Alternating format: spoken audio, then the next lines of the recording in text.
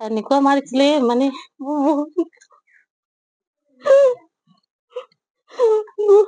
আমি খুবেই পোৱা নাছিলো। ৰাহুল আছিলে ৰাসৰ সময়তে ৰাসৰ সময়তে লৈ গৈছিলে ৰাতি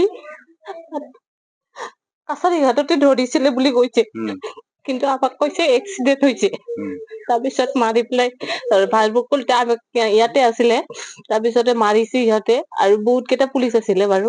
তাৰপিছত মাৰাৰ পিছত সিহঁতে পষ্টমৰ্টম কৰিছে, কিন্তু আমাক জনা নাছিলে পষ্টমৰ্টম কৰিছো বুলি পেলাই। আমাক কৈছে ৰাতিপুৱা খবৰ দিছে মোৰ দেউতাৰ হাতত যে এক্সিডেন্ট হৈছে বুলি পেলাই। এক্সিডেন্ট হৈ মোৰ দেউতাই গৈছিলে যে ক'ত আছে, এক্সিডেন্ট হৈছে যদি কোনখন হস্পিটেলত আছিলে আপোনালোকে যদি ৰাখিছে। তাৰপিছত গৈছিলে মোৰ দেউতাই, তাৰপিছত সেই ভালুকডুবি হস্পিটেলত পষ্টমৰ্টম কৰা ৰুমত আছিলে।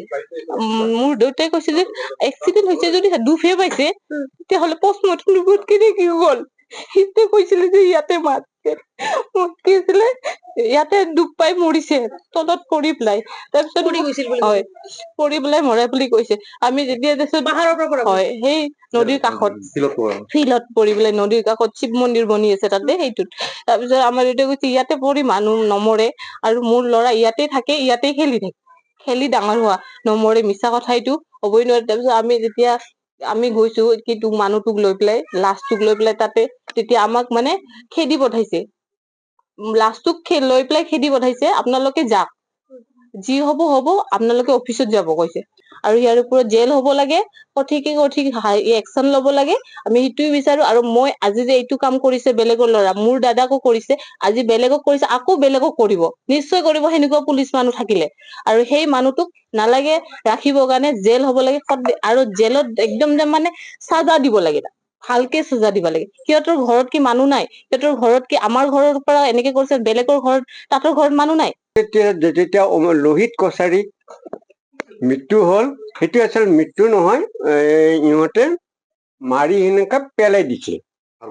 ভাৰ্গৱে মাৰিছে, আৰু লগত ভাৰ্গৱ অকল নহয়, তাৰ লগৰ বিলাকক মিলি জুলি পুৰা পুলিচ ষ্টাফে মিলি জুলি মাৰি সেনেকা পেলাই দিছে। তাৰপিছত যাৰ ফলত অলপ কি হ'ল, মাতা মাতি আমাৰ ঘৰত গলো, গৈ দেখিলো, গৈ দেখো যে ভালুকডুবি কি কয় কিহত সি তাক পষ্টমৰ্টম কৰি আছে।